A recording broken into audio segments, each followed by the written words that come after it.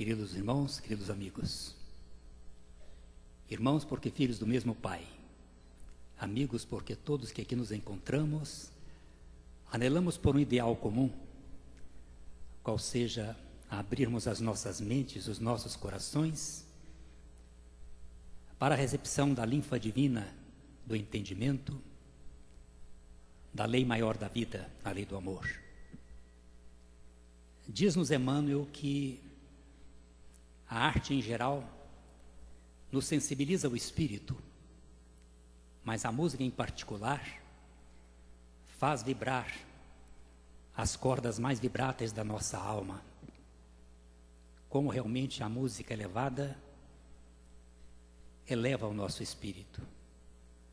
Nós agradecemos àqueles que com tanto amor e carinho prepararam esse nosso ambiente. A nossa palestra desta manhã será feita pelo já conhecido amigo de todos nós, Dr. Alberto Almeida. Alberto é médico clínico geral e homeopata. Além disso, é terapeuta com vários tipos de especializações. Espírita de berço. Envolveu-se no movimento espírita muito jovem. Atualmente, além de colaborar com a União Espírita Paraense, é diretor da Associação Médico Espírita do Pará, AME Pará, e do Jardim das Oliveiras. Realizando sua primeira palestra espírita aos 17 anos, tem muito tempo não, né, Alberto? É um dos mais requisitados e cativantes palestrantes espíritas do Brasil, da atualidade, já visitando todos os estados brasileiros e vários países no exterior. Mas ele traz no seu currículo algo muito mais importante. É o que de ser goiano de coração. Já faz parte do nosso patrimônio. Mas toda realização nossa é feita, precedida por uma prece. Nós só queríamos esclarecer que nós teremos o início da palestra. Encerraremos às 10h10 para um intervalo de 20 minutos. Retomaremos às 10h30. A partir desse momento, Alberto estará respondendo às questões que serão formuladas por escrito, estarão sendo coletadas durante a realização da palestra pelas pessoas encarregadas. É só solicitar. Serão passados papéis com caneta para anotação das perguntas. Após a resposta dessas perguntas, o palestrante estará fazendo o enfechamento da palestra, enfechando todas as perguntas que foram a ele formuladas. Possamos agora fazermos a nossa oração. E o que é a oração?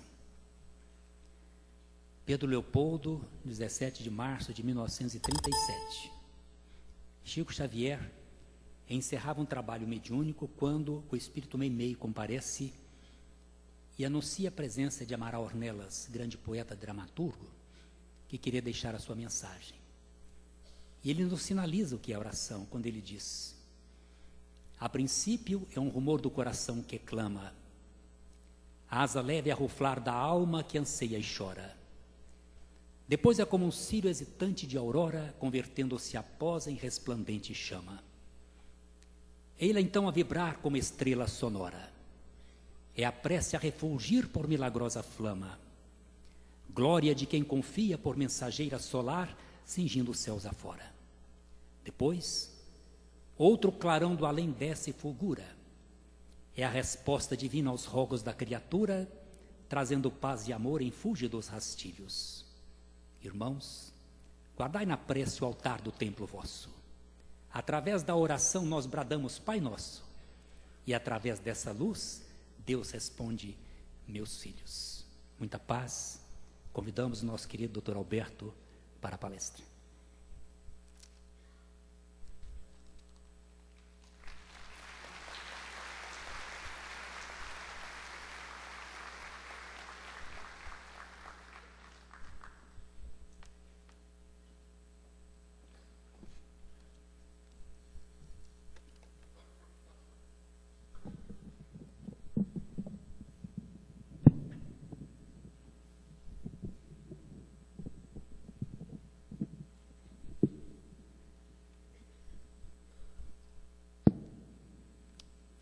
futuro que não tenho na alma. Então tem que sempre levantar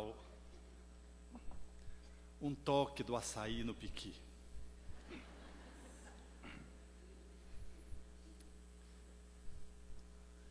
De cânhamo tecido a coberta, de palha trancei a tua esteira, de canas de bambu fabriquei teu leito, de massa ázima eu fiz teu pão, de barro moldei tua tigela.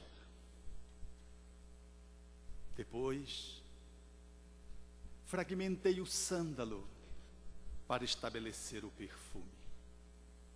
E dormi, esperando encontrar-te ao amanhecer, sem antes colocar as uvas para estabelecer teu vinho.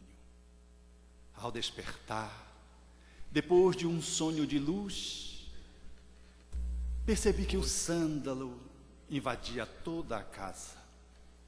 E ao abrir a porta, percebi a brisa suave que vinha ao encontro do meu ser, suavizando a canícula. Ao abrir a porta, o sol entrou tímido a princípio, para logo possuir tudo, iluminando o interior sombrio. Quando abri a porta, a música do mercado em festa alegrou minha alma solitária. Quando abri a porta, esperava encontrar o ilustre visitante, mas à soleira estava um pobre mendigo da classe dos intocáveis. Olhei-o constrangido, sem saber o que fazer. Sobre a mesa jaziam as iguarias, o vinho, o vaso de barro, a esteira, tudo estava pronto. Olhando para ele, temi em usar, e fiquei a me perguntar o que faria o meu visitante se estivesse em meu lugar. O sol bateu na face, a brisa eliminou os meus pensamentos perturbados, e a música alegre trouxe-me os ensinamentos dele. Agachei-me, tomei o pobre lazarento, conduzi-o para o interior do meu lar. Banhei-o, vesti-o, perfumei-o, alimentei-o. Depois, estimei fazer algo mais, abraçá-lo. E assim eu fiz, e ao abraçá-lo, uma transformação de súbito se operou. Da sua face esquálida, 2 lágrimas rolaram, e os seus olhos brilharam como a doçura dos imortais. Suas mãos, encarquilhadas e encardidas, transformaram-se no mais límpido cristal. E sua veste escura, suja, transmutou-se numa túnica de alvura ímpar. Ao olhá-lo, ele sorriu-me, e percebi que estava diante do mestre dos mestres. E nunca mais, a partir dali, rejeitei aqueles que batem à porta da minha casa, lembrando-me sempre do meu suave e amado benfeitor de minha vida, no seu dúlcido olhar e no seu sorriso faiscante, como sendo ele ali próprio que se apresentava. Rabaidat agora, pela mediunidade, faz-nos um espaço de reflexão para os tempos que passam. Efetivamente, vivemos tempos difíceis, que traduzem aquilo que Allan Kardec postulou em O Livro dos Espíritos, das grandes revoluções sociais e morais, e que assinalou em A Gênese: os tempos são chegados, e definiu claramente a posição em que nos encontrávamos, dizendo que o Espiritismo há 150 anos atrás, fazia parte de uma estrutura revolucionária de um tempo que ia mudar de tempo, porque as revoluções elas se insurgem durante séculos, até que o edifício antiquado, carcomido, se desmorone e surge uma nova edificação, trazendo uma nova ordem para a humanidade. Diz Allan Kardec, em sintonia com os espíritos da codificação que materializavam a vinda de Jesus, que estes tempos são tempos, portanto, de transição. Não são esses dias de hoje, a virada do milênio, porque a transformação ela vai se insurgindo, se estabelecendo, vai se infiltrando ao longo dos séculos, não ao longo dos anos, poucos anos ou de algumas décadas, e de que o Espiritismo fazia parte dessa conjuntura. Então, o viver espírita e toda a história do Espiritismo e do seu movimento, ela está incrustada nesse processo revolucionário que vem do milênio afora e adentro do próximo milênio, em que estamos fazendo o canto da transformação.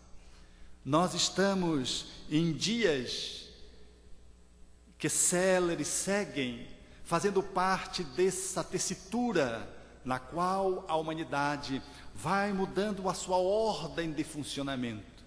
E quase que nós não conseguimos deter o carro do progresso, como bem disseram os espíritos, e ele avança, manifestando revoluções inevitáveis, em função da providência e da previdência divina, que a tudo provê e prevê, e estabelece que os tempos precisam fechar-se num ciclo para que possa se abrir uma nova ordem na Terra.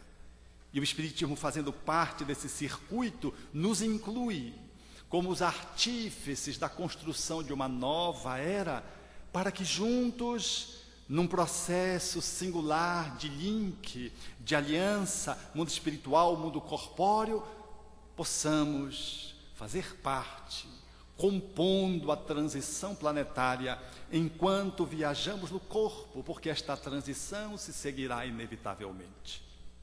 Nessa perspectiva, em todo o processo revolucionário, muitas vezes o caos se apresenta. É natural que quando estamos de mudança, a casa fique desorganizada. É de bom tom percebermos que as folhas caem, para que depois elas possam ressurgir numa nova primavera, num novo ciclo, num processo evolucionário. É natural, portanto, que nesses tempos que experimentamos, notemos a dificuldade de nos colocarmos no mundo e assumirmos o nosso papel dentro da nossa posição para a qual a nossa encarnação se justifica, a fim de fazermos a nossa singela oferenda na grande composição magistral cósmica da qual o Espiritismo compõe, fazendo parte. Por isso, numa análise psicológica, em consonância com a visão espírita, nós temos um contexto, um cenário que fala da hostilidade do mundo. É difícil viver no mundo. E fala igualmente daqueles que renascem, alguns com papéis muito bem definidos no campo da sua contribuição, outros com papéis menos claros em função das suas dificuldades, outros tantos trazem limitações grotescas e nesse processo de transição experimentam oportunidades últimas para acompanhar o ciclo planetário sob pena de serem desvinculados do planeta por um tempo, perdendo o paraíso. Nesse circuito, percebemos essas duas pontuações para efeito didático aqui posto: mundo difícil e espíritos que somos, trazendo inseguranças inevitáveis. No útero, já aguardamos a segurança que deve representar esse escrínio divino, muitas vezes transformado em campo de concentração. Para sairmos dele, no entanto, desse espaço sagrado, acolchoado, que está limitado da luminosidade, que está, de alguma forma, protegido dos ruídos grotescos, que está ali de uma forma confortável, livre das agressões físicas, de traumas. Ali estamos, dentro do psiquismo materno, experimentando aquilo que há de melhor. É tão bom estar num útero de uma mãe que ama. E isso é tão bom que todas as vezes que entramos em crise, nós nos recolhemos na cama e nos fechamos, fletindo as mãos, os pés, e nos agasalhamos como se fôssemos um feto. E se alguém passa a mão na sua cabeça, na nossa cabeça, nós choramos. Nós fazemos intuitivamente e instintivamente um movimento regressivo, e diante de uma problemática que parece que não conseguiremos lograr superar, nós resistimos e retroagimos num processo para o útero simbólico. Vamos para a cama, diminuímos a luz e ali ficamos por um tempo, como que pedindo a que a nossa mãe nos acolha. E algumas vezes dizemos: ah, mamãe, se tu estivesse aqui, quando ela já se foi. Ou então, quando ela está presente, tomamos o telefone e diga: a senhora não podia dar um pulinho aqui? E se ela está conosco em casa, nós aguardamos que a porta se abra para que o divino anjo possa penetrar. O quarto, naquele momento, é o útero. E nós estamos ali revelando a nossa insegurança diante de um mundo que se mostra naquela circunstância pontual, hostil. E um toque de amorosidade faz-nos despertar. E nós saímos da posição de feto, assumimos a posição do ser, do homem, da mulher, e saímos então para o enfrentamento justo. O útero, esse espaço sem par. Sair do útero é muito difícil. Temos que fazer o enfrentamento da luminosidade, por exemplo, de um espaço cirúrgico, no qual parece que um disco de voador vai nos abduzir. Estávamos tão bem protegidos, o frio nos toma de surpresa e algumas mãos gélidas nos tomam nos braços para logo fazer a aspiração das nossas narinas, e nós de repente entramos num mundo frenético. Bem-vindo ao mundo de transição. Saímos do espaço silencioso e adequado para a turbulência daquilo que há de virar.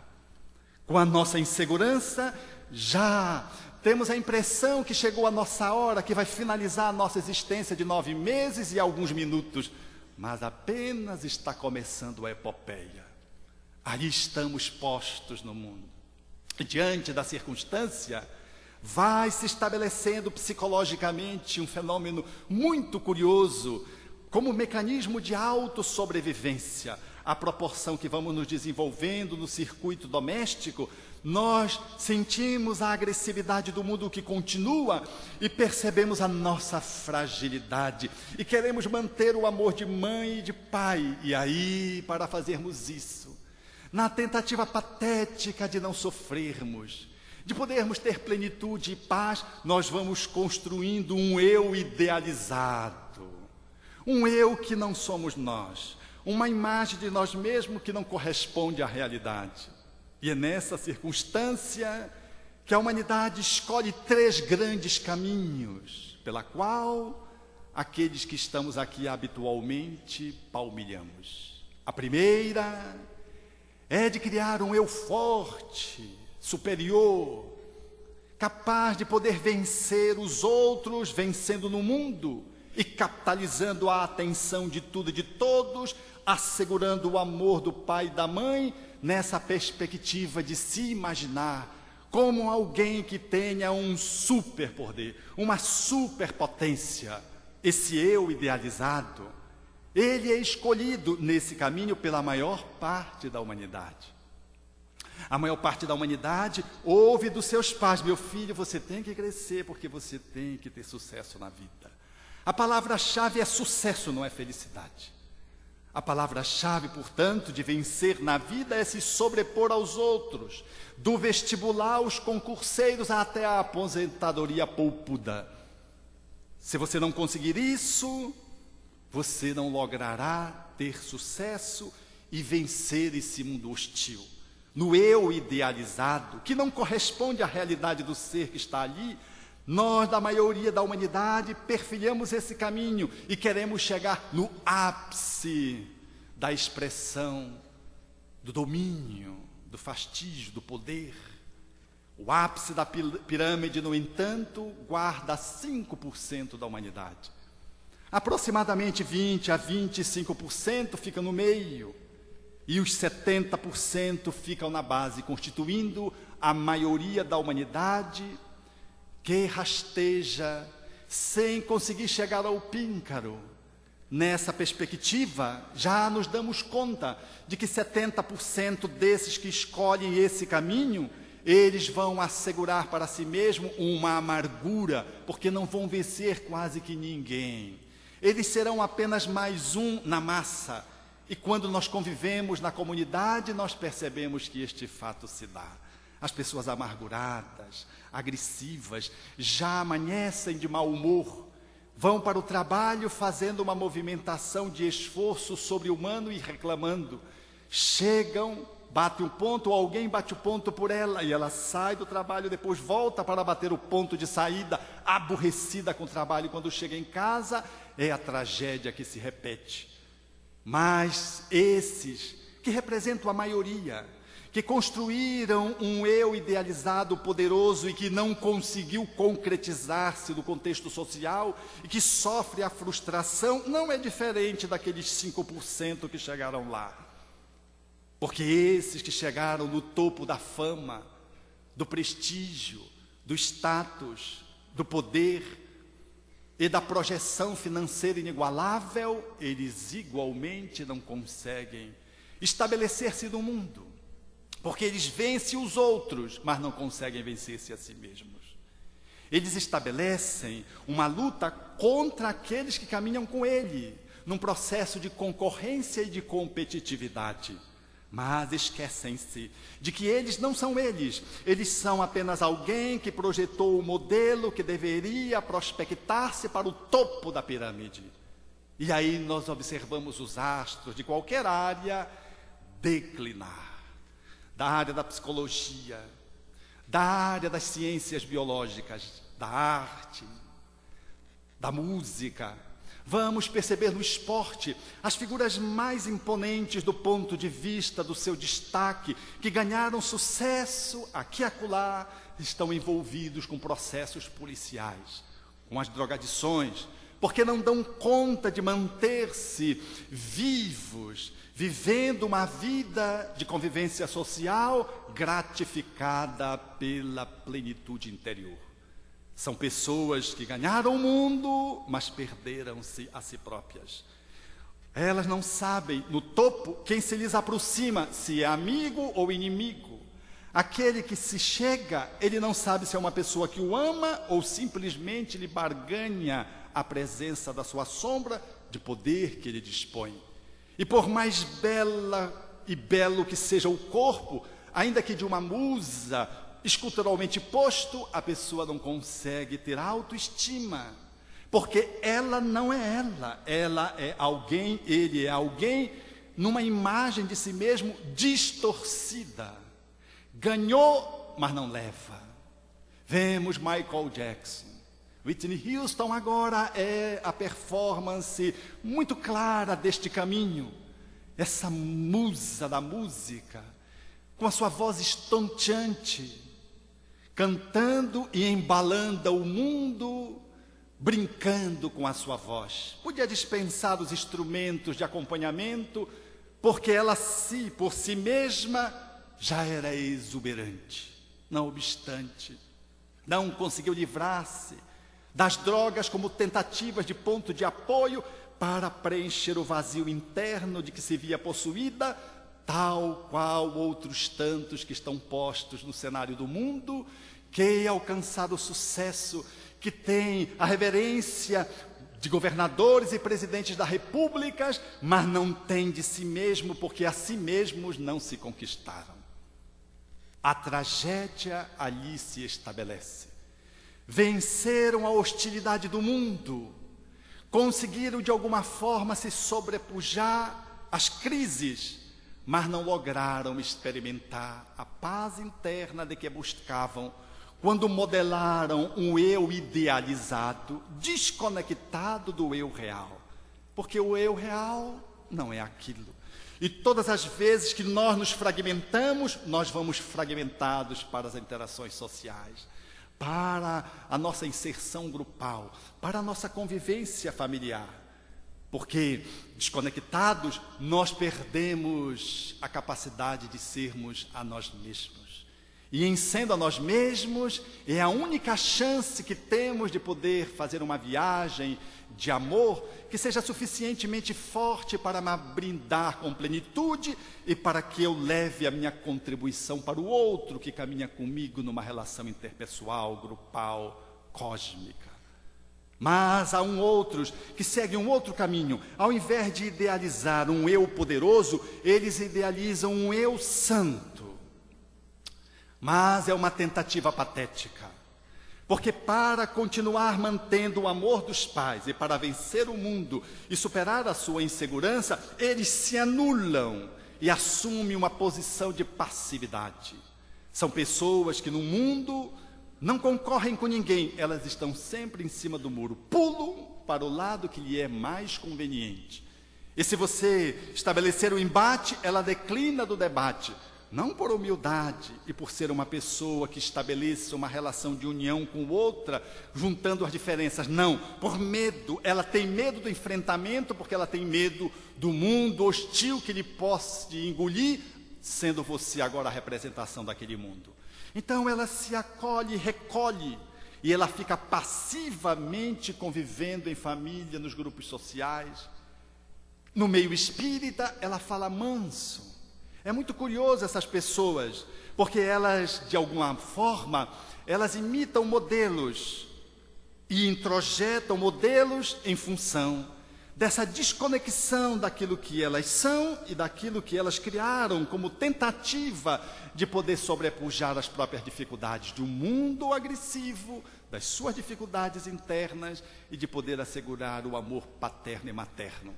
Elas asseguram para si mesmas, portanto, uma postura de subserviência. E no movimento espírita, elas introjetam modelos e quando estão dentro da casa espírita, elas alteram muitas vezes o seu comportamento e, como me dizia um espírito, vocês são hipócritas, porque fora do centro espírita vocês têm a cabeça direito, erguida, mas dentro do centro espírita vocês entortam a cabeça e falam meloso. E eu fiquei pensando que tem gente que é assim, se você encontrar no shopping, na praça, a cabeça está em pé, mas se encontra dentro do centro espírita, a cabeça entorta, oi! E fala manso e fala suave, você pensa que está diante de um sósia, quando encontra ela fora do centro espírita. O espírito, naturalmente, fazia a exageração dessa análise e propunha que éramos hipócritas. Na verdade, não somos hipócritas, somos ignorantes. E tentamos modelar um eu que aqui e acolá se ajusta no contexto social, sempre mantendo uma posição da qual ele possa fugir de ser ferido. É verdade que essas pessoas não são odiadas, mas também é verdade que elas não são amadas. Elas mendigam atenção, amor, carinho, porque elas sempre concordam com os outros, elas nunca discordam. Elas votam em todos os partidos e são qualquer time dependendo de quem está ao seu lado. Elas se anulam, mas não é renúncia, é autoanulação. Na tentativa de que o mundo não as trague, mas há dentro delas uma raiva decorrente desse movimento, porque elas têm uma aparência de santidade, mas são um lobo devorador. De vez que viver desconectado de si próprio, mantendo essa máscara social, há que se fazer muito esforço infrutífero. Há, portanto, internamente uma inquietação, uma raiva surda. E quando esta pessoa rompe com esse status quo, ela se mostra um monstro. E a gente diz, olha, fulano ficou obsediado. Não ficou, agora é ele mesmo, é o obsessor mesmo, agora que se tirou a capa. Mas sendo que ele vem demasiado, porque passou muito tempo para assumir quem ele era de verdade. O terceiro caminho escolhido, diferentemente daquele da competição, daquele outro da subserviência, é o caminho da exclusão social, que Bezerra de Menezes chama dos covardes, que se ausentam agora é ele mesmo, da convivência social e passam em branco a vida. Não sofrem, mas não vivem. Excluem-se em atividade, às vezes, pretensamente de ascese espiritual, e buscam a não convivência para que não sejam contaminados com um mundo que não lhes merece. São pessoas, portanto, que fazem o caminho que Freud estabeleceria como os espectadores da vida. Eles não são viventes, eles não são atores, eles estão na plateia vendo a vida passar. Passa uma encarnação sem lograr experimentar os seus objetivos para os quais vestiram-se de um corpo na viagem evolutiva que deveriam empreender naquele período. São almas que assumem a posição de pseudo-gurus e que invariavelmente aqui e acolá arrastam um grupo de cegos que seguem-lhe cego que é para o fosso das ilusões, achando que quando nós nos apartamos socialmente, nós conseguimos nos conectar com o divino. E vive a experiência da angústia. Esse caminho, igualmente, não logra estabelecer paz. O mundo hostil continua e você, apartado dele, com medo, covardemente, exclui-se numa tentativa sofística de ganhar a plenitude se vinculando a Deus, esquecendo-se que Deus só pode ser encontrado no encontro. As relações sociais, interpessoais, é que revelam o divino, quando o divino comparece no encontro das almas. Como bem diria Tagore, acerca desse movimento de busca, quando ele traduz de forma poética através da psicografia de Divaldo Franco: procurei-te desarvorado e triste pelas terras distantes, em loucas aventuras com os outros, sem conseguir encontrar-te. Aonde chegava a minha ansiedade, deparava-me com as marcas dos teus pés divino, quando cobri os meus sonhos de angústias, dilacerando todas as minhas tentativas de felicidade em vãs movimentos por te encontrar. Exauri-me sem resultado feliz e detive-me vencido. Defrontei-me um dia com 2 estrelas que se apagavam nos olhos de uma criança abandonada e amei a sua voz sem palavras e a música da sua necessidade fizeram-me encontrar nós 3, o próximo, a mim e a ti, soberano Senhor da minha vida. Não cesses de cantar, ó brisa ligeira que passeias pelo vale, nem interrompas o teu curso, ó água transparente do regato. Toda musicalidade que embala a natureza faz-se partitura, para que o cantor destrave a voz da sua garganta e inunde o mundo de harmonias. Assim, o nosso encontro com o divino dá-se através do encontro com o outro. Se eu me isolo socialmente, na tentativa de encontrar Deus, eu experimento o egoísmo, porque vivo em torno da egolatria e não consigo conectar-me com o divino. É necessário que o outro esteja como uma ponte do meu encontro, e no vértice do meu encontro com o outro, eu encontro ele, a terceiro ser, a terceira dimensão, o terceiro componente desse triângulo cósmico: eu, tu e ele, o próximo, eu e o Criador. Foi assim que Moisés propôs e que Jesus resgatou historicamente, legando para o mundo o ensino mosaico e experienciando para que servisse-nos de exemplo. Nessas 3 caminhos, a humanidade caminha. A par dela, surge uma 4ª via, que o Espiritismo identifica como uma possibilidade grandiosa de alcançarmos não sucesso, mas a felicidade nos novos tempos.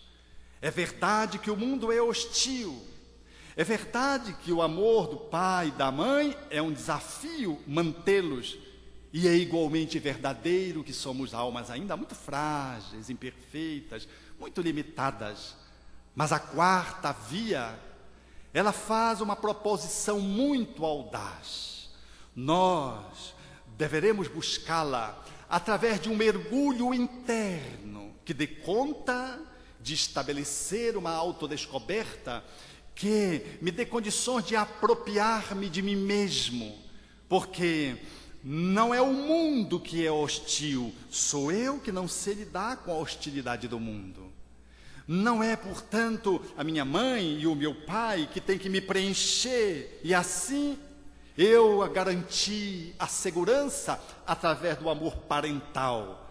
Eu preciso assegurar em mim mesmo uma amorosidade capaz de manter uma relação com meus pais que às vezes até se inverte. Sou eu quem cuido deles e dou segurança para eles. E também é verdade que as minhas limitações postas, elas o estão para serem desafiadas nas potências que a alma traz, a fim de que o meu ser possa brilhar diante dos desafios que o mundo se nos apresenta. Essa proposição também da quarta via não é nem a do sucesso, nem a do pseudo-santo, nem a do pseudo-guru. É a via da amorosidade. Alguém que é capaz de, ao invés de brigar com os outros, para vencer os outros, achando que a nossa vitória é sobre os nossos concorrentes, eu abro mão e desisto de fazer esse caminho, muito embora o cenário social me convide para isso e me incite, e eu precise comparecer aqui e acolá nos concursos, nas avaliações grupais, através das quais eu preciso me colocar no mundo. Mas o outro não é o meu inimigo, ele é apenas alguém que caminha comigo. E se eu puder, em mim mesmo, em me apropriando, valer-me da possibilidade da auto-efetivação no mundo, eu conquistarei o meu lugar, que pode ser aquele que se coloca meu concorrente e disputa comigo, mas pode não ser aquele, porque mais vale em Deus e os Espíritos ser um bom artesão do que um péssimo advogado. Às vezes, porque a advocacia hoje abre-se na esfera, portanto, do direito, para cunhar de mercado de trabalho e de possibilidades de sobrevivência, muitos esquecem a vocação, a voz que vem da alma. A vocação escolhe em função do mercado, do status, do processo econômico e de algum familiar que já tem o escritório. E assim faz, mediante uma leve pressão dos pais, e para não perder o amor deles, cede, faz esse caminho desastroso. Porque é melhor ser alguém que ocupe uma posição de não tanto status hoje no país, do que ocupar uma de grandiosa, mas depois eu me veja de mãos dadas com a Polícia Federal. Ou senão, com a própria consciência modelando uma esquizofrenia para uma futura encarnação, em função de ultrajar a minha própria intimidade, lesando as leis de amor que estão íncitas no meu próprio ser. É melhor, portanto, olhar para o outro não como um concorrente, mas como alguém que caminha comigo. O outro não é alguém que eu tenho que superar, o outro é alguém com quem eu tenho que conviver. E se ele passar e eu não, melhor para nós dois. Se eu passar e ele não, melhor para nós dois. Pelo menos para mim, que estou seguindo a voz da alma, a vocação, estou querendo encontrar o meu lugar no mundo para ser feliz e não para ser rico. Se, nesse caminho das disputas, do sucesso, eu me der conta que o meu corpo não tem a graciosidade que possa me colocar numa posição de destaque, nas relações amorosas, iniciantes, quando eu escolho ou busco um parceiro, uma parceira, e que tampouco tenho possibilidade de seguir uma carreira de um estilista, de um modelo, de uma modelo, eu devo agradecer a Deus. Nesse olhar da amorosidade, porque ter um corpo belo é sofrer muitos riscos. num mundo de sedução, de uso e abuso, no qual as pessoas se distraem na beleza física, esquecendo a alma que habita. Você casa com um corpo que lhe seduziu e depois tem que conviver com uma alma que vai lhe afligir. E você vive a contradição, porque se alguém é belo por um dia, por um mês, a convivência vai te revelar a intimidade, o outro como ele é. E às vezes mais vale um pé rapado do que um ícone da televisão. Porque o pé rapado é pé rapado, ninguém gosta dele mesmo. Como dizia um amigo, a questão até de economia, porque a beleza depois a pessoa perde, a feiura só aumenta com a idade. Então até por economia poderíamos pensar que se a gente encontrou alguém que a gente ama que é feio, que bom, que até é feio, corremos menos risco, mas é alguém que eu amo. Eu não vou me proteger casando com uma pessoa feia, por conta dos meus traumas, como vi nas relações interpessoais.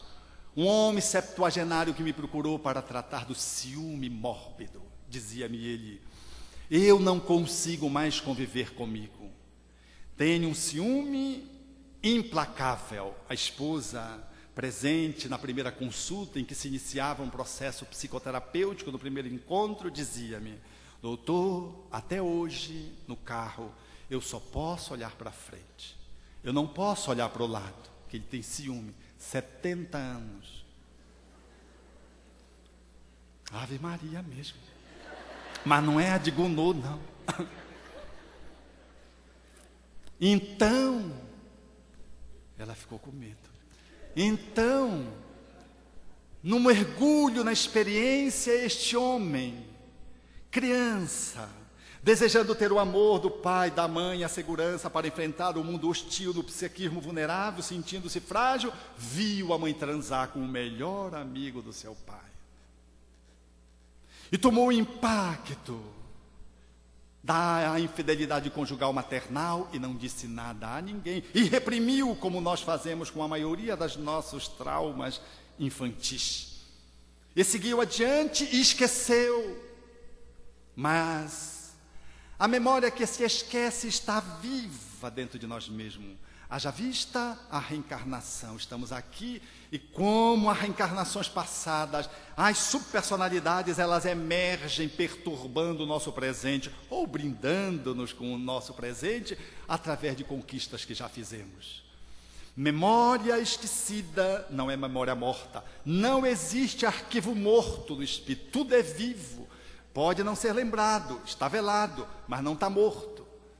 E então ele foi me dizendo que ele era um jovem muito bem apessoado, seduzia todas as mulheres, tinha o prazer de seduzir as mais bonitas e de se descartar depois.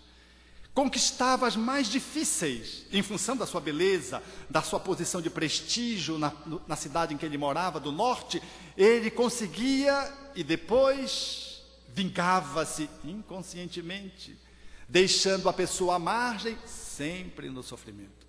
Até que num dia, ele, inseguro com as mulheres, sem saber mais explicar por quê, porque ele tinha esquecido a infidelidade maternal, ele desejou ser pai. Para ser pai, aspirou o casamento, mas casar com quem? Porque as mulheres eram infiéis.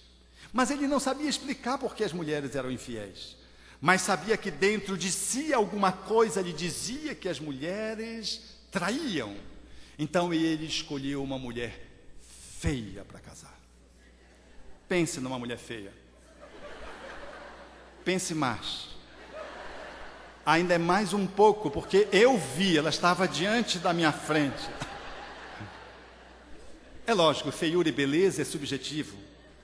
Mas nos padrões lá do norte, aquela mulher era horrível. Mas isso não silenciou a encrenca dele de ciúme. Isso não foi suficiente para protegê-lo na relação interpessoal com a esposa de um trauma não resolvido, porque se a minha mãe, ela trai, que mulher outra eu vou acreditar? Porque mãe e pai são modelos. São deuses que nós tomamos como para poder seguir os seus passos. Ser pai, ser mãe é de alta responsabilidade junto aos filhos. E é aí que surge a grande trama para trabalharmos as nossas relações interpessoais, para desmistificar essa posição divinatória que os filhos nos conferem e para assumirmos uma posição de respeitabilidade, de modelação, na posição de educadores que necessariamente nós somos. Não de deuses com D maiúscula, mas de deuses com D minúscula que estão procurando ensaiar a sua divinitude. Mas estamos mais para humanos do que para a divindade. Esse processo, portanto, precisa ser muito clarificado na relação com os filhos, porque isso representam amarras que vamos trazendo enquanto adultos daquilo que se passa no ninho doméstico. Assim, nós vamos nos dar conta de que trazer um corpo feio é bom para você, se você é feio ou feia, se você se acha feio, porque a pessoa que tem uma baixa autoestima, ela pode ser bela, mas ela acha que a sobrancelha não está boa, aí ela tira a sobrancelha, aí não fica bom, aí ela pinta a sobrancelha, aí nunca fica bom, porque sempre tem uma gordura a mais ou a menos, e ela não consegue, não conseguirá, e ai dos cirurgiões plásticos, porque eles vão resolvendo. Quando uma pessoa vem, eu cuido de pessoas, e dentre elas, de pessoas que trabalham na estética, na medicina estética. E dizia-me um cirurgião plástico, quando uma pessoa vem, que eu vejo que ela é atrapalhada, eu nem toco, eu mando para terapia. Ele sabe o danado, porque ainda que a pessoa até tenha uma indicação, nunca fica bom. É uma pessoa que está de mal consigo própria, ela está desconectada, ela quer modelar um corpo que ela não tem. Há um processo de inaceitação existencial. Ela renasceu feia para ser feia mesmo. Nós vemos em Os Mensageiros o Espírito que pede para trazer uma alteração em função da beleza física ter-lhe sido motivo de tombo, de queda. Se a tua beleza é causa de escândalo, arranca-o e joga para longe de ti, diria Jesus se estivesse hoje falando conosco, substituindo ou ampliando o olho, a mão, a beleza. Muitas vezes nós nascemos pobres. E ao nascermos pobres, nós falamos, mas puxa, se eu fosse rico eu ia fazer tanto. Não tinha um centro espírita pobre aqui em Goiânia. Que conversa. Você já foi rico muitas vezes e se perdeu. Agora nasceu pobre para sentir a necessidade e poder fazer rifa clandestinamente. Um companheiro lá na nossa instituição vendendo uma rifa escondida, mas não diz nada para o Alberto, porque o Alberto não gosta disso. Eu digo, não sou eu, é a ética espírita, não podemos fazer uma rifa assim. Mas as pessoas são esses que viveram a miserabilidade, vivem a miserabilidade hoje, porque viveram a ostentação ontem, e a providência divina lhe subtrai a benefício dele próprio. E ele é um pobre, mas é um pobre revoltado. Então ele diz, eu sou revoltado porque eu sou pobre, porque se eu fosse rico, como diria o meu enteado, jogando na Mega Sena acumulada. E a minha enteada, ao mesmo tempo, porque estava acumulada, ela chegou comigo e disse, tio, o senhor joga na Mega Sena? Eu disse, minha querida, nunca joguei. Então jogue aqui. Eu digo, 10% é meu. Já fiz a negociação básica. Jogando pela primeira vez e complementei. É do Jardim das Oliveiras. Ela disse, mande brasa, tio. Eu mandei brasa.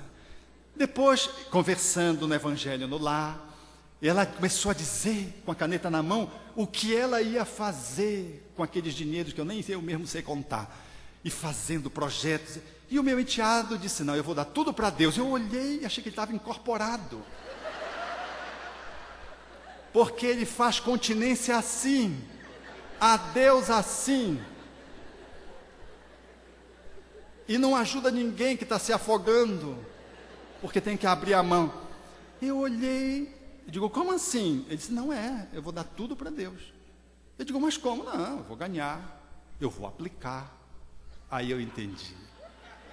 Ele ia aplicar, aí ele começou a desenhar, ele ia dar para Deus em 20 anos, ele ia ficar com o prêmio, ia fazer render, ia dar para Deus o outro prêmio que ele ia então produzir fazendo as aplicações.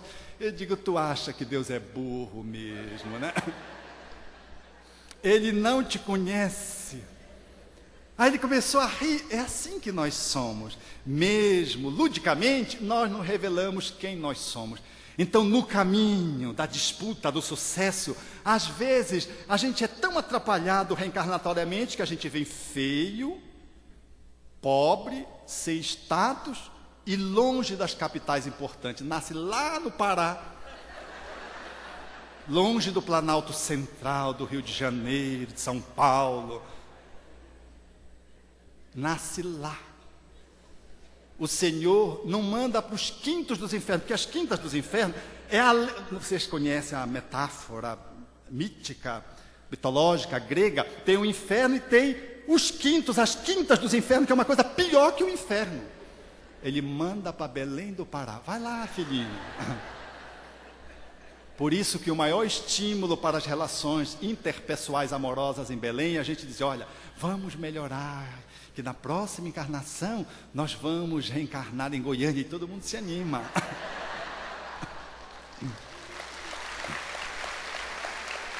Então esse caminho é o caminho do sucesso. Às vezes a gente perde tudo para ganhar-se a si próprio. Porque ter dinheiro, ser belo, jovem, saúde, prestígio popular e status não significa necessariamente que somos uma pessoa feliz e plena.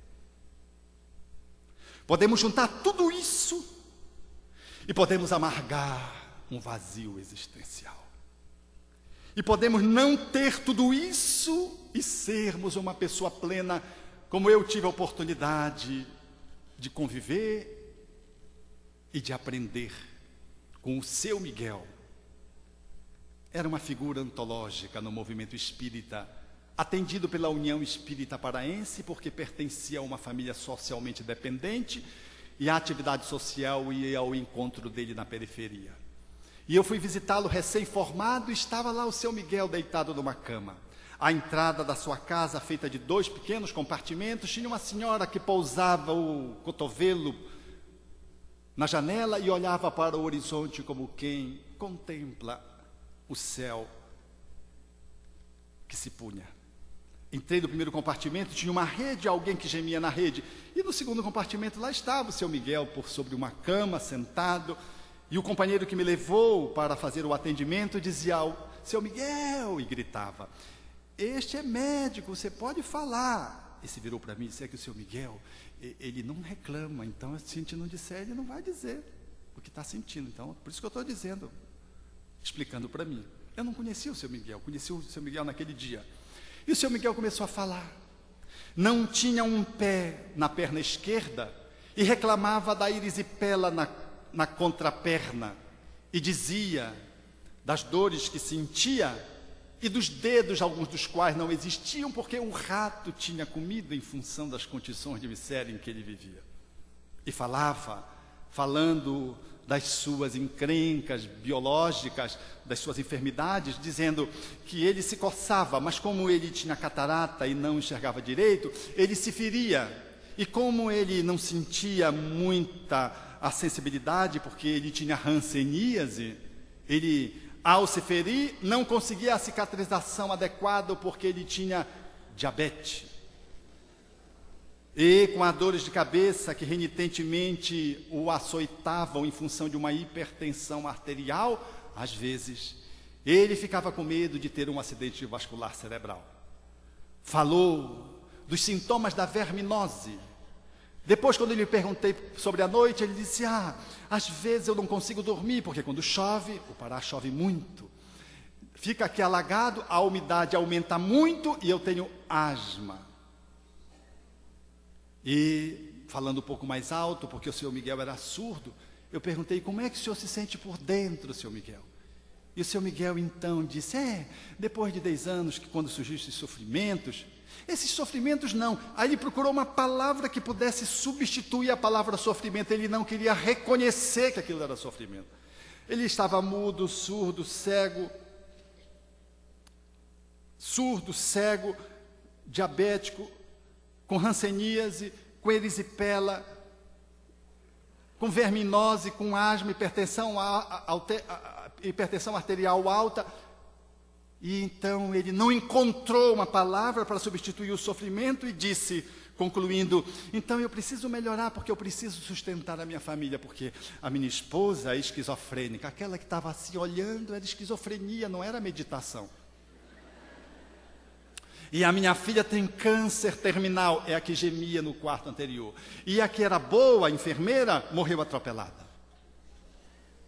E eu preciso ter saúde para poder cuidar da minha família.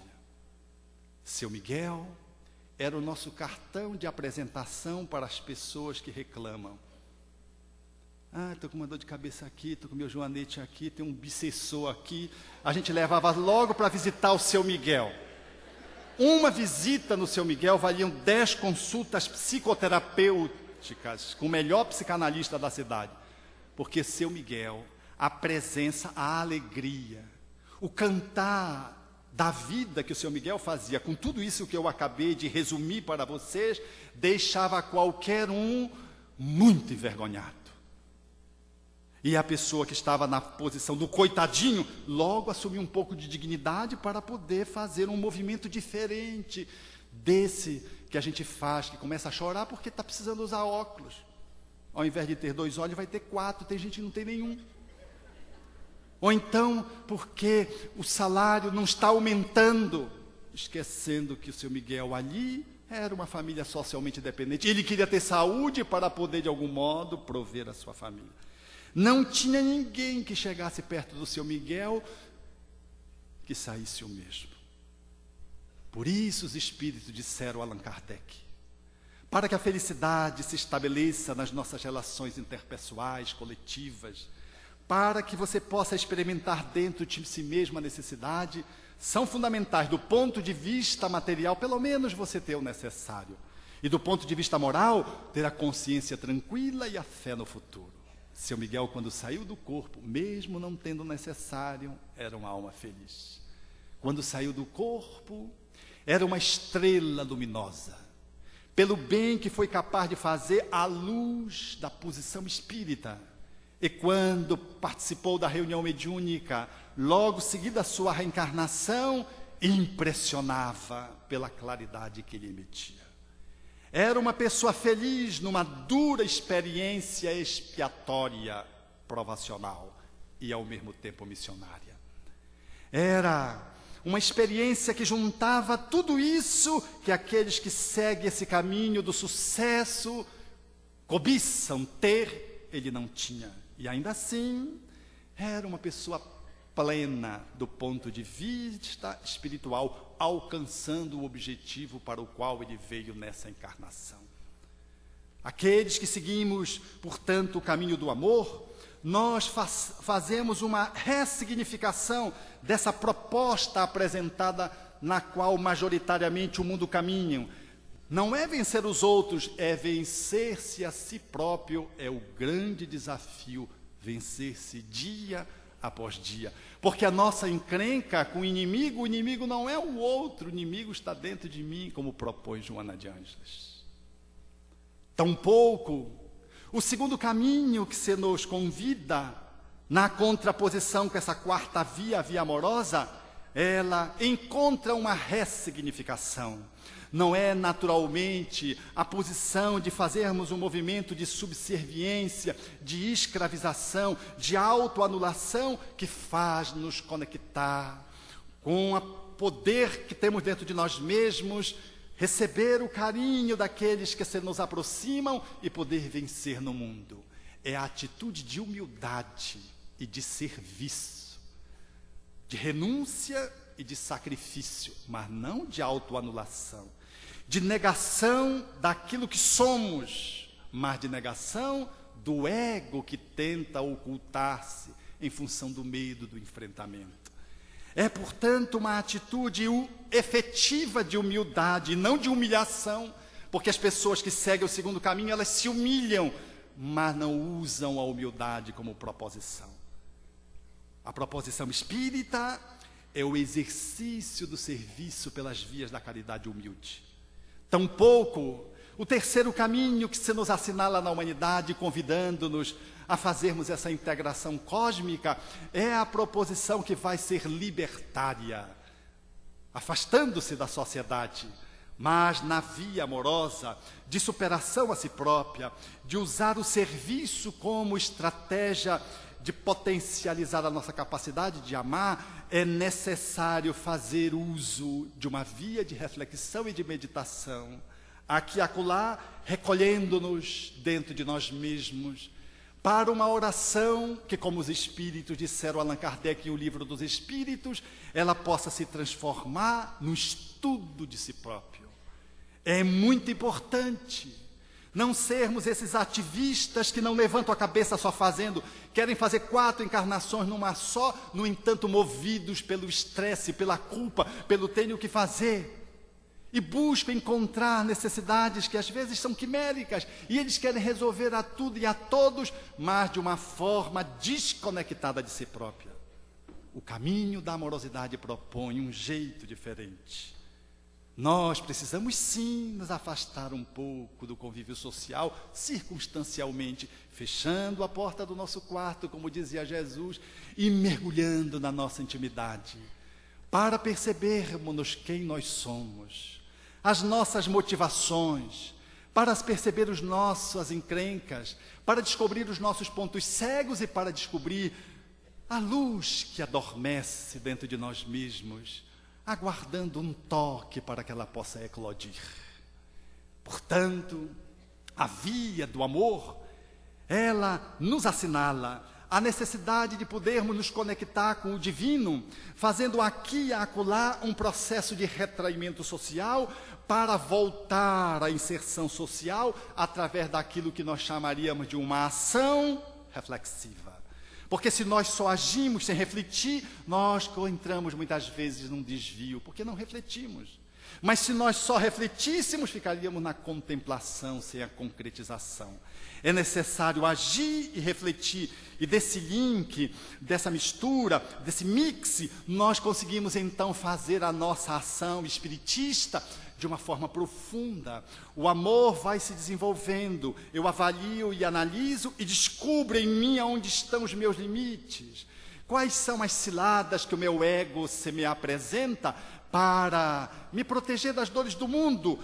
E esse movimento de proteção, quais deles eu posso abrir mão para poder avançar? E nesse olhar da via amorosa, nós vamos nos dar conta de que nós não estávamos dentro de um útero e de um mundo, nós renascemos num útero. Somos uma alma multimilenária, que o passado se nos asserenhoreia muitas vezes do presente, impedindo-nos a caminhada para o futuro. É necessário olhar para o passado para poder ser melhor senhor do presente muitas vezes, objetivando construir um futuro radioso e belo. Por isso, vi-me diante de um homem que estava acasalado com uma mulher pela segunda vez, no segundo casamento, e não compreendia por que ele tinha um ciúme mórbido que nunca teve enquanto jovem e não teve com a primeira esposa. E ele me procurou porque dizia, isso só a reencarnação explica, não tem outra explicação. Porque eu não sou uma pessoa ciumenta, mas depois que eu casei com a Maria, suponhamos o nome, eu passei a ser uma pessoa ciumenta e o meu ciúme é mórbido. Eu tenho vontade de vasculhar a agenda telefônica, eu fico olhando para onde ela olha, me incomoda quando estamos no lugar, num restaurante, e momentaneamente ela olha para quem está chegando, tudo me incomoda. E nós então fomos mergulhar numa intervenção, de vez que o processo psicoterapêutico tradicional não tinha experimentado resultado positivo. E mergulhamos, e ele foi para uma experiência incrível. Sentia-se à frente de uma armada militar na Inglaterra. Tinha 2 filhos, chamavam-se John e Stuart. E ele era cunhado com o nome de Tommy. E estava acasalado com uma segunda esposa que se chamava Elizabeth. Anne, sua primeira esposa, Ana, tinha desencarnado. E havia uma desproporcionalidade de idade. Ele tinha mais de 48 anos e a esposa tinha 28 anos. John beirava os 30 e Stuart 22 anos. E ele começou a perceber que algo se estabelecia entre Stuart e Elizabeth. E o mordomo, numa determinada circunstância, veio, ele falou de movimentos suspeitos. Quando Elizabeth passava para o quarto dele, quando das viagens na atividade profissional. Ele então um dia entrou e viu no quarto do filho um lenço com uma marca de batom encharcado do perfume que caracterizava Elizabeth. Os indícios foram de tal ordem que era inevitável agora o enfrentamento da realidade. Ele tomou a carabina, chamou o filho, que veio acompanhado do outro, e ele então fez ali aquilo que se propunha a fazer, trazer a verdade nua e crua para que pudesse ser resolvida. Stuart começou a chorar e confessou que era verdade.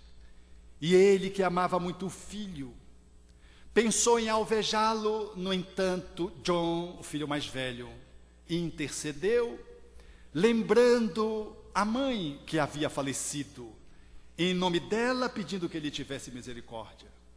Ele alveja o quadro que estava na parede e atira no quadro, ferindo o filho no quadro, fazendo aquilo que nós chamamos de deslocamento do ponto de vista da personalidade. Quando a gente tem raiva de alguém, ao invés de dar um soco na cara de alguém, a gente quebra o prato. É um deslocamento. Tem pessoas que ficam loucas fazendo deslocamento. Em casa, tudo deslocam, quebram tudo, quebram a caneta, o celular jogam na parede.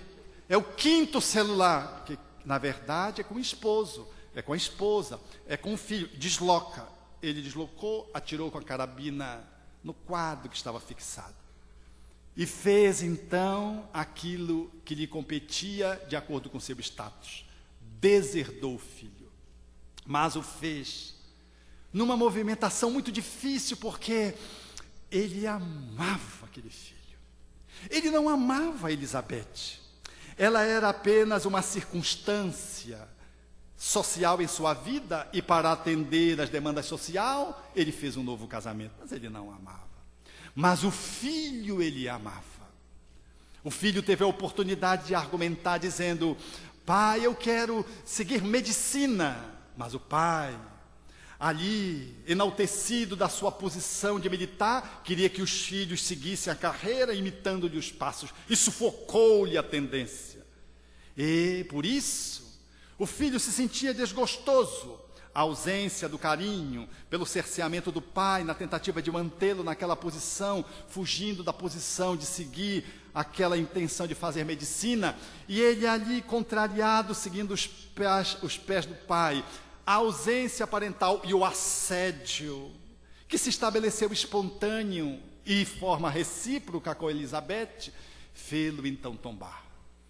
Ele foi para a despedida quando o filho iria ser deserdado e iria para os Estados Unidos à época.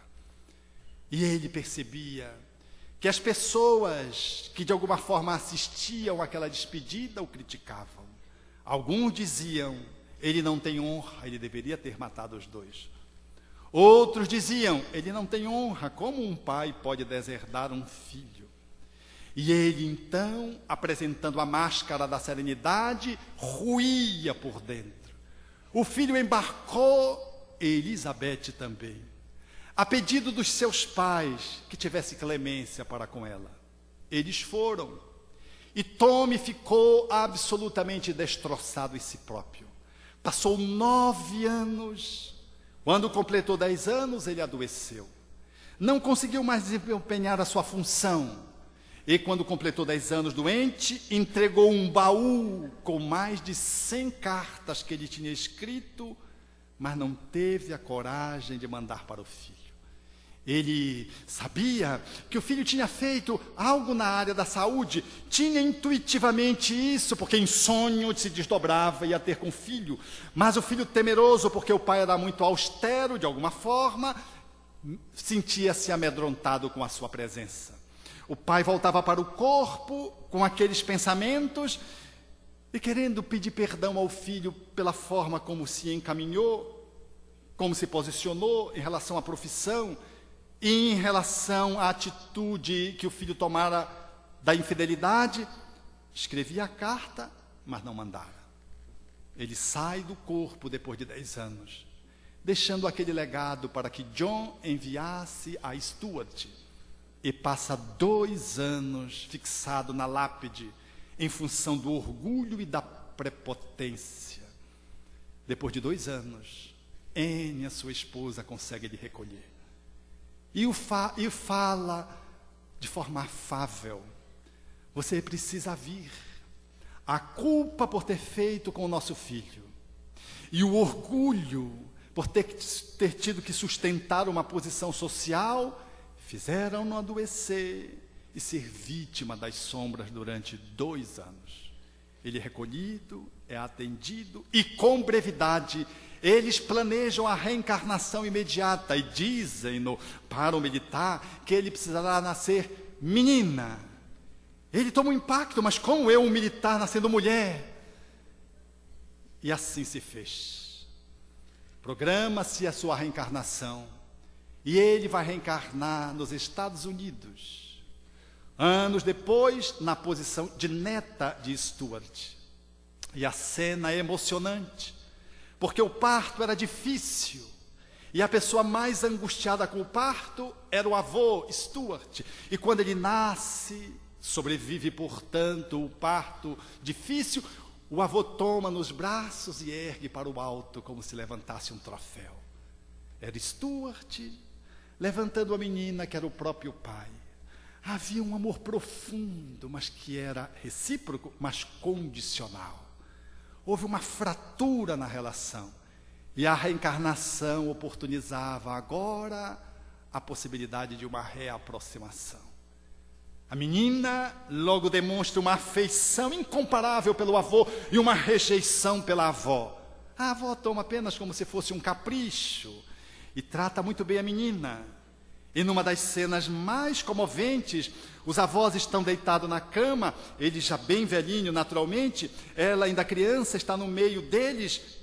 Para separar a avó do avô, ele que tinha que estar naquela posição. Ela olha para o criado mudo e tira uma foto. E ela pergunta: quem é vovô? Ela nota que Stuart olha para a foto e a fisionomia não volta para o lugar, ele fica fixado na foto.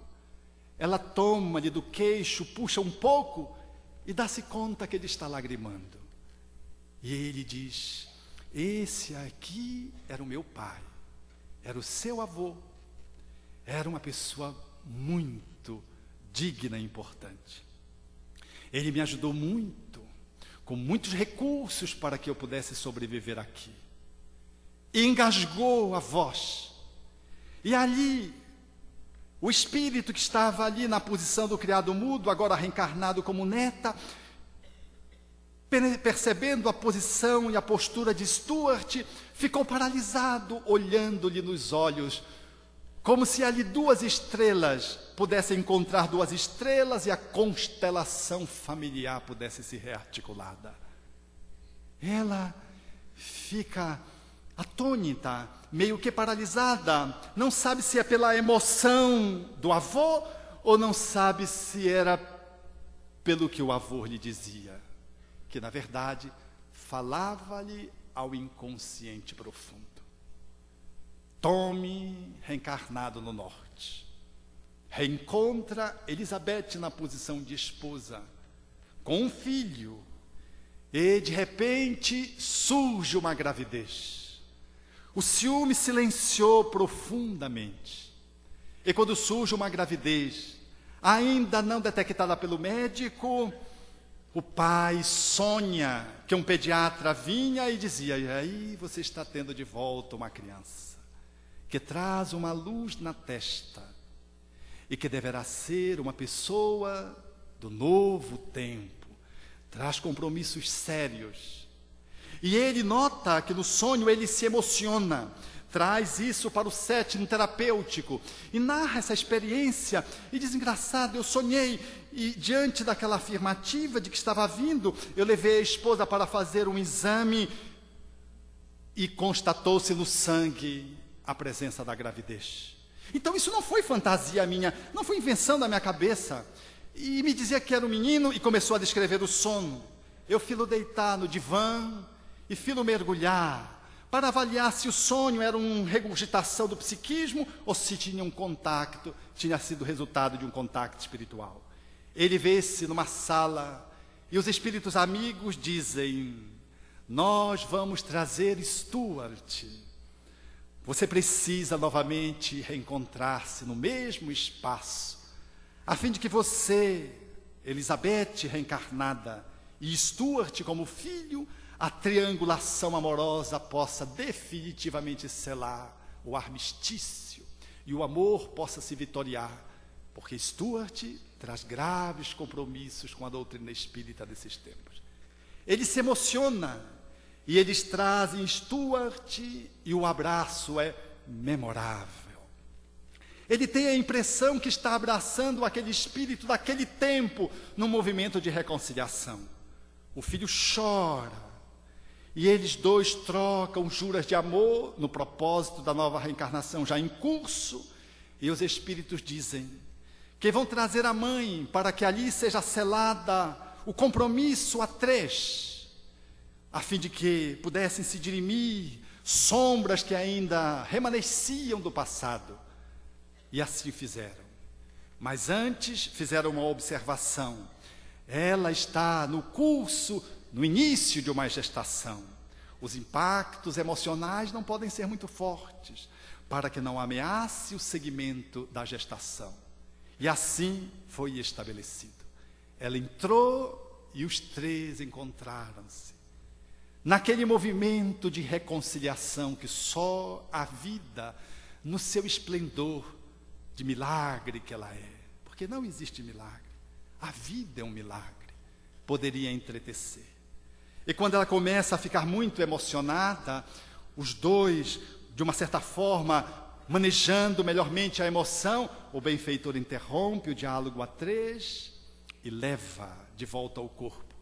E fala da missão dele na mediunidade de vidência, que ele trouxe como símbolo ao acordar uma estrela na testa, e fala do compromisso dele com a mediunidade dentro do movimento espírita, atuando como um médium vidente, e vai alinhavando outros passos que aquele espírito deveria ter agora na posição de filho. Essa é a via do amor proposta para o espiritismo. A quarta via. Não o domínio sobre os outros, mas a si próprio. Não a subserviência, mas a humildade. Não a covardia da exclusão social, mas a meditação e a oração como possibilidade de conexão com o divino. Não vencer através de uma movimentação no qual eu não seja eu criando eus idealizados. A quarta via propõe: eu preciso assumir que eu sou quem eu sou, para que eu possa mudar a cada dia um pouquinho da minha própria condição de estado espiritual em que estou. Porque se eu não for quem eu não sou, se eu criar um outro ego idealizado, uma outra imagem, eu vou estar trabalhando desconectado, com máscaras, distante de mim mesmo, e isso já é o maior sofrimento, isso já é a infelicidade, isso já é a ruptura com a paz interna. A quarta via propõe que nós possamos nos acolher e fazer um movimento de autoaceitação para estabelecer o autoconhecimento, a fim de movimentar-se no autoencontro em direção à autoiluminação, mediada pelo amor que desborda. E ao desbordar, ele vai se avantajando dia após dia, não porque Jesus venha nas nuvens nos tempos que são chegados, nos sinais do tempo, não nas formas apocalípticas do milagre que se estabelece aqui e acolá, salvando uns em função de uma crença fanática. Não, porque simplesmente Jesus venha ao meu encontro e me conduza nos seus braços na minha posição de acomodação. Não. A doutrina espírita fala-nos do reencontro com o Mestre amorável, que bate à porta da minha casa através dos pequeninos, que são aqueles que estão marginalizados social ou moralmente, que é aquele que sofre a angústia da separação, minha posição de acomodação, porque acreditou-se ser aquilo que não era. Os pequeninos, que às vezes estão encastelados em mansões pomposas ou que estão na miserabilidade de uma via pública. Os pequeninos, que representam o mestre, que às vezes estão encarcerados nos presídios, nas penitenciárias, ou que estão aprisionados no circuito do pó, das drogas. Os pequeninos, que às vezes estão descamisados, nus, seminus nas ruas, ou às vezes estão com túnicas de seda ocultando as pústulas infectas que estão por sob a veste da aparência social. Os pequeninos que surgem no lar ou que surgem na profissão, nos conclamando ao encontro interpessoal no campo da amorosidade nos novos tempos. Os pequeninos que estão dentro do centro espírita, seja na reunião mediúnica, seja no estudo sistematizado, seja na assistência social, seja na evangelização infanto-juvenil, quando eu recebo um espírito que tem compromissos graves com o espiritismo, e eu preciso ajudá-lo para que ele possa fazer esse caminho dentro da sociedade espírita, a fim de que ele ocupe o seu lugar, a sua missão, dentro desse contexto existencial. Os pequeninos que surgem dentro do lar, na conta da esposa, do esposo, que me exige autossuperação e não separação, a fim de que juntos possamos dar retaguarda àqueles espíritos que, se separados, muitas vezes vão se sentir tão dispersos em função da dor e vão se desconectar daquilo que precisam fazer, demorando-se mais tempo para seguir o caminho que precisam seguir, quando não ficam fixados nas dores das separações, que muitas vezes são litigiosas e degradantes. O pequenino. Por isso Tagore tinha razão. De cânhamo teci tua coberta, de palha construí a tua esteira, de canas de bambu fabriquei o teu leito, de massa ázima eu fiz teu pão, de barro modelei tua tigela, de cânhamo pude estabelecer a tua veste, que deveria ser uma veste nupcial. Depois dormi esperando um sonho de luz. Quando despertei, o cheiro do cânhamo tinha invadido toda a casa. E quando eu abri a porta, o vento suave entrou, aliviando a canícula ardente que me abrasava. Quando abri a porta, o sol entrou tímido a princípio para logo possuir tudo, o interior de sombras iluminando. Quando abri a porta, a música do mercado entrou, tirando-me da solidão que me angustiava. Quando abri a porta, esperando o ilustre visitante, deparei-me à soleira com o miserável mendigo da casta dos intocáveis. Constrangido, fiquei sem saber o que fazer. As iguarias, o pão, o vinho, estavam à mesa, o sândalo, a esteira, tudo estava pronto. Temi usá-lo com um triste mendicante e de repente pensei o que faria o meu mestre se estivesse no meu lugar. A luz do sol bateu minha face, o vento eliminou a ideia perturbada e a música trouxe-me os ensinamentos dele. Agachei-me, tomei o mendigo lazarento e levei para o interior do meu lar. banhei-o, vesti-o, alimentei-o, depois perfumei. E estimei fazer algo mais. Estimei abraçá-lo, e assim o fiz. E ao abraçá-lo, da face esquálida do mendigo, 2 lágrimas rolaram. E os seus olhos brilharam com a doçura dos imortais. As suas mãos, antes ásperas e encardidas, transformaram-se no mais límpido dos cristais. E o seu traje sujo transmutou-se em túnica de alvura ímpar. Envergonhado, olhei e ele sorriu-me. Abaixei minha cabeça e nunca mais esqueci da leve mensagem do ilustre visitante. E todas as vezes que alguém bate à porta da minha casa, da minha vida, eu vejo em cada pequenino o ilustre companheiro e visitante da minha casa no novo tempo. Obrigado.